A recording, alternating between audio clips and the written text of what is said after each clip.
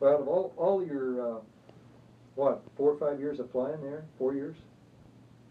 4 something. Yeah. What, I guess what are your, what did you enjoy the most? What are your most pleasant memories of all that? Another big question, but I mean. Well, I don't know. I remember our skipper, our squadron skippers. He laid it over me landing on the highway and supposedly saving the airplane. But, he was half-potted too when he was telling me all that. He was a big boozer, and that was. He was pleased that you had saved the airplane. You mean, is that what you're saying? Yeah, he was pleased the way I handled it. Oh yeah. Yeah, Sure. Got back and everything, but at the same time he was carrying his bottle around, being a big shot boozer, Just couldn't go for it, sort of carried on. So what was the rank of a guy like that? Your squadron commander? He would have been a commander. Commander. Yeah. Commander. Okay. So 5. But it was, well, his lifestyle didn't bring any happy thoughts to anybody under him. He would just every time everybody knew he was a boozer and you couldn't depend on him. And so now you had the same guy from the time they formed the squadron until the time you got on, yeah. That side. And the Weetalk. And the Weetalk, yeah. And they were pretty irate with about 10 or 12 of us for leaving them. They were going to go back to Japan.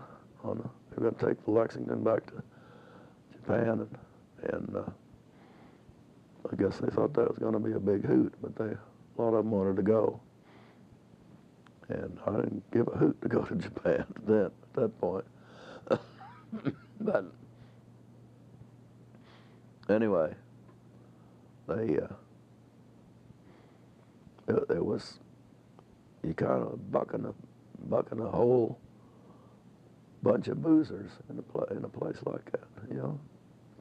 You couldn't depend on many of them for anything. They'd be scheduled for a flight, and 9 times out of 10, if they didn't particularly want to go, they'd just be among the missing.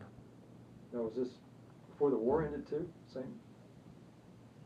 Well, some, but not as bad. Yeah. They didn't give a hoot. Some of them were kind of, I don't want to call them, belligerent kids anyway. Yeah. So they'd cuss somebody out and said they weren't going to do so and so. And there's 2 guys, my wingman and I. We got along great with anybody. And they knew they could always depend on us. So that if they weren't sure about who was going to show up, they'd put the 2 of us down to make some kind of a flight out of it. And so we'd go fly it and not say anything. But then this bunch of drinkers, they'd be hooping it up somewhere. But anyway, we had one guy that they called him Rummy. He'd been to the fleet before, and he knew what he could get by with, and he tried everything, got by with most of it. They used to call him Rumhead, and it's hard on everybody. Sure. If you can't hold up your end of it, somebody else could get messed up. So anyway. Now you said the Lexington got to, was it Saipan, like 3 days after the war ended or something, you said? What? I'd have to go back and look. Yeah. So after that, then did you live aboard the Lexington after that and fly for a bit, or were you still off of the island? Or? We were off of Saipan. We flew off the Lexington for I'd say a couple of weeks maybe. We went down, tore down a Weetalk, and there was a bunch of destroyers and stuff out there, and they wanted to do some target practice. So we'd pull banners for them, for one thing. The big guns like on the carrier or on other carriers, and which is kind of tricky because those things are big. Those guns will shoot a big one out there. So we did that. I expect it was 2 or 3 weeks before we got to Weetalk, tied up down there, and the skipper says, "I'm going to paint this tub."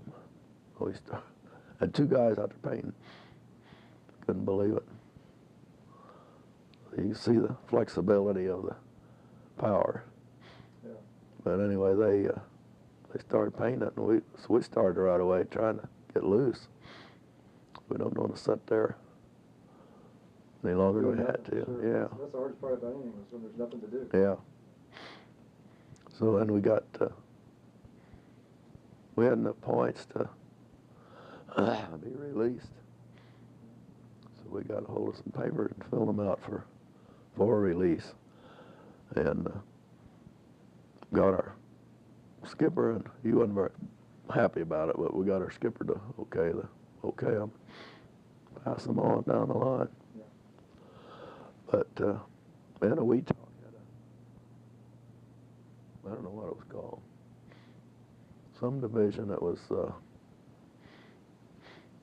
pretty powerful in the chain anyway. Some guy there could do pretty much as he pleased. And we got to talking to some of those guys. They said, "Go talk to so-and-so and tell him what your situation is, and he'd probably let you go." So, my gosh, we had that little Jeep carrier so full of people going back to Pearl Harbor. It was amazing. They had all these bunks, 4 and 5, stacked 4 and 5 high, and they gave us the officers' quarters up above them somewhere. Didn't have any water. They shut the water off. Some of our smart guys would crawl over the stall and go in there and turn it on and get some warm water. It wasn't hot, but it was warm. At least we could get the sweat washed off. Yeah.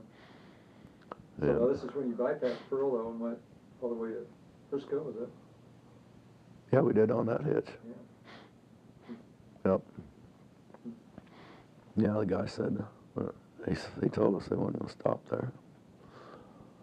But everybody wanted to go back home to the States anyway, so Sure. dumped us all in San Francisco at the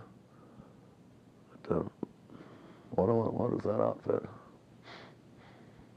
Anyway, release people to let us go. Alameda or someplace there. Well,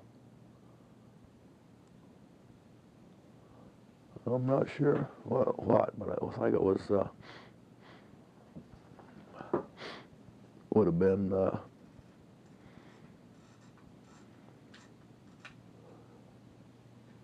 yeah, that's where the main base was in Alameda. We went in there and tied up and got off anyway right there. So we were glad it was over. Yeah, I guess so. For us. Take a picture of yourself. Oh dear.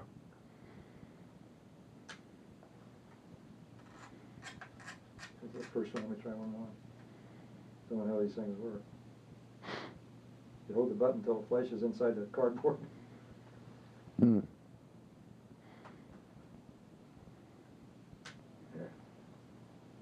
Out of all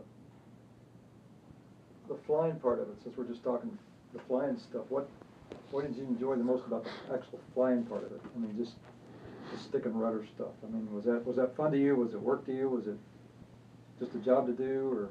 Well, after all this training, it was kind of neat to be able to do what you're trained to do, Sure. for one thing. But it was just a job, really. After you learned all that stuff, Sure. you had to remember what to do when. It wasn't, ooh, afraid we had him buttoned up. And, Oh, the pickup or oh, he didn't want to button us up in the pickup.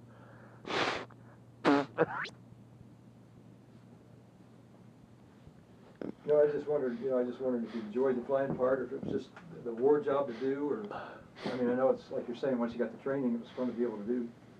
Yeah, well, after we got the training, it was just kind of like a job, you know. You had to do your part and try to do the best you could, but it wasn't. It was always pleasant, Sure. you know, fun I to thought a while fly. ago about the Did the Wildcat have some sort of, you wound up the gear or something? Did it have something? Oh, the Wildcat did, yeah. Did it? I always heard something about. I heard somebody talking about that. They call it the baby carriage. So just Landing gear. Wind it up, kind of a deal, or? Yeah, wind it up into the sides of the fuselage. So it probably wasn't hydraulic. It was just mechanical linkage. Yeah, a bicycle chain on it. Yeah, is that right? I mean, shaped that way. Yeah. Might have been a little bigger. No, it was. Pretty foolproof. Well, you had to get it up and get it locked. You had to be sure it was locked down, you know. And which on a carrier, you bounced in there sometimes. If you've seen some pictures of the carriers and the Wildcats landing on them, we saw something on TV the other day.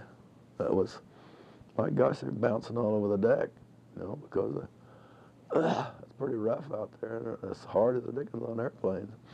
If you come in hot or come in high, you know, something's got to give to get you down there. But we didn't. Let's see, we flew those little F4s on the carrier At Great Lakes? at Great Lakes, yeah. Or, no, that was the F6s. Well, we started out in the 4s and then finished up with the Great 6s. Lakes did both. Yeah, they had some of both there. I don't know why, but that little thing, they were so narrow, Sure. they'd bounce down, you know, the way the weight was distributed, they bounced down on one wheel and the other wheel. They were fairly stable, but not like and Florida, we had a carrier deck painted out on the runway, someplace in Florida, Sanford, Florida, I think. And so we're doing simulated landings. Of course, it was always all still.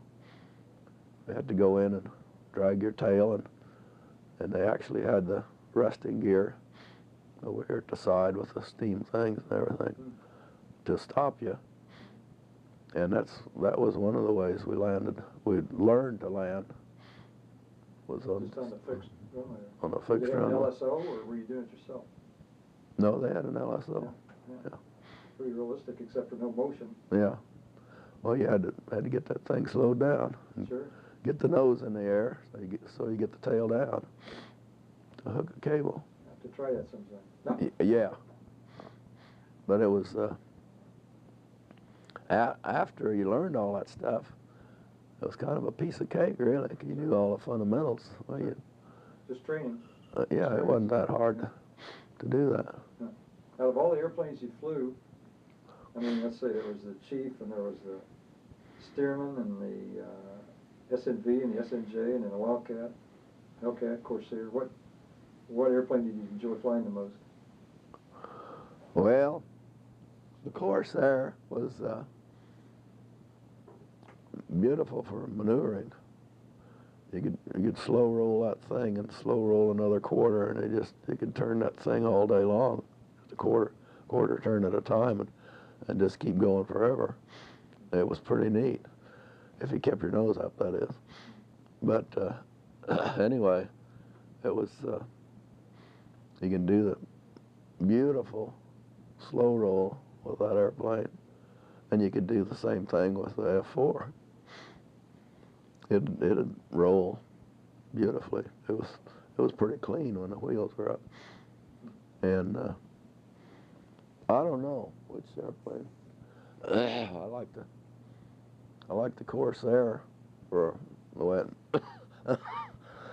the way it maneuvered. But it was pretty tricky. You had to really watch it. How much time did you get in a Corsair? Oh, let's see. I think we had to have 15 hours, I believe, in Corsair, and they cut off the torpedo bomber and the dive bomber. We didn't have to do that. They just traded back and forth with So the two. Corsair guys would fly yours too? Oh yeah. Get some time in yours. Yeah. That was out at Guam. I think we were doing that. You were telling me one time, I mentioned it earlier because I remember the story. You were talking about some time you were being evaluated from the ground, and some guy was talking about you were doing a 8-point roll or something. Yeah. And I can't remember the story, but I just remember him being pleased with it. But it seemed like there was something else going on. I don't remember what it was. Well, this is a high altitude flight at Sanford, Florida. Where we were supposed to check out our high altitude gear. That would have been F4. That would have been an F4. And we were all supposed to check out oxygen and stuff, see how we got along. But that F4, it would just roll beautifully. You know, if you watch what you're doing. You had which you had to keep the nose up. So that was one of your maneuvers, like an 8-point roll, moving from position to position. Was that something you had to do? I don't remember the 8-point deal. Oh, okay. Okay. But you could slow roll it Slow roll it. forever. You know, you could spend 5 minutes slow rolling it if you wanted to. It would just set it up on the wing and stay. Yeah. Just keep your nose up. Yeah, keep the nose up, and it'd just do a great job. But I don't know what some of the guys that flew them didn't like them. F4s. Corsairs. Oh, Corsair. They said they're too dangerous. They didn't like them. But they envied us for getting the F6s. They thought their Corsairs were too dangerous. What models? I know, I've just read a little bit about the F6, but you see a lot of different models, and it says this model was at the end of the war, and different models. Do you have any recollection of what models you flew? Or? Well, we flew a F4, F3, 4, and 5, I think. And the F6s or the F6s? Yeah, 3, 4, and 5. I think 3, 4, and 5. Got some pictures up here of the last one, last couple they made, and they weren't really recognizable with what we were doing. They changed a bunch of stuff. I guess did they use those in Korea? I know they used Corsairs in Korea. I don't know if they used I'm sure they still flew F6s. I know there's some reserve units that had them for a long time anyway. I don't know. Yeah. I shut off the war when I got home. Oh, I understand that. Yeah. Hey, let me just finish with that, Dad. One of the things I wanted to get to and just didn't was just hearing a little bit about your life on the farm before you went to war. Just as a kid and some of that. Totally different subject, but something that interests me. But you're talking about shutting off the war when you came home. What, besides circumstances, I mean, you just knew you wanted to farm? You just, you enjoyed doing that? Or? Yeah. Granddad said, they just said that's what we were supposed to do, flat out. They wanted us to take over their farming operation, which we did, and we started out with 240 acres, which wasn't enough to do us any good. And then, Granddad, every year or two, he'd give us some more land to farm. So he was still farming some? Yeah. Too. He was farming. We had this quarter. Well, he gave us that 80 down there. We had this quarter.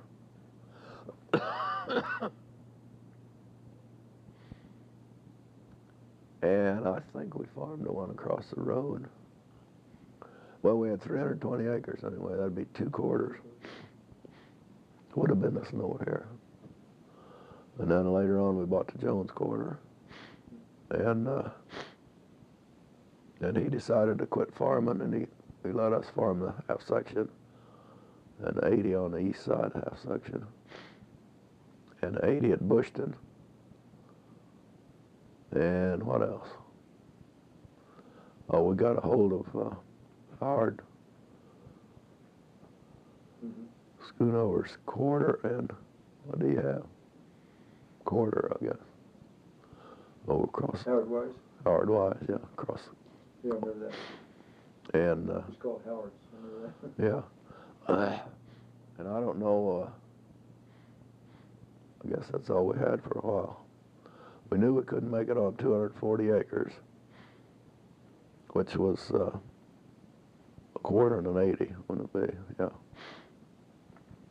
So I started working for Bill Link off and on in the wintertime. Granddad finally decided he'd quit completely.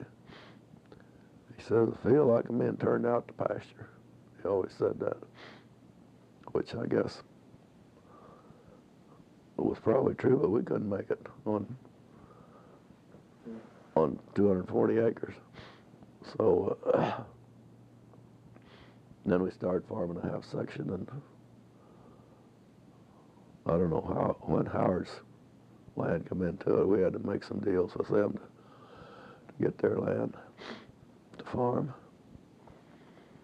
But it's been a good life, really. Not, you don't get rich farming. Sure. Just barely make ends meet. But it's a good life. Yeah. Been a good life. Yeah, I've always, envy's not the right word, obviously, but I've envied your independence as far as if you need to be home, you can be home. You know, I mean, I enjoy what I do, but I get sometimes it's like you don't own your own life, you know, because you're always on call and you can never plan on anything. Yeah, it's true. So, I mean, there's positives with it too. I mean, you know, I'm thankful for where we live and all that. Yeah. But I do miss independence. I remember, like in high school, I didn't always want to be out here farming because all my friends were in town sacking groceries or something. But I remember when I got to college, I loved coming home in the summers, coming back to the farm. You know? Oh, yeah. Right. Not only was it a neat break, but it was just great to be back. And it started to, I guess, appreciate the bigger picture of life and what it meant to, you know, have a little bit of independence as far as schedule. Work hard, but still have some control over your life too. Well, it's been a good life. Uh-oh, must have quit. No, I bumped the table. Oh, it's been a good life for us because of being independent, basically. Yeah. Well, grandmother pretty much wanted us to do exactly she said. Sometimes we could, sometimes we couldn't. But and I can understand that. She had goals too, I guess. But it's been a good life anyway. For being independent. We can kind of, you know, the working man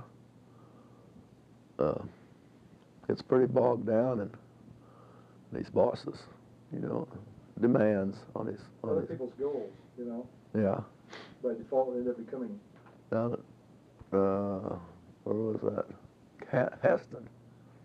Come up here and bought a couple Swans one time. Had a brand new Mercedes. And he tipped up the back seat and set them down there on the floor in front of the seat he had tipped up. I said, you're going to have a mess there. He said, it's all right. Didn't care.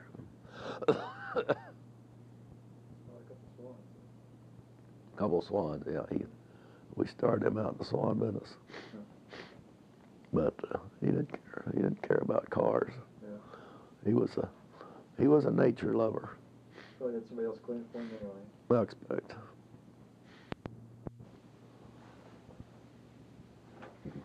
We used to pray all the time for protection. So did Mommy.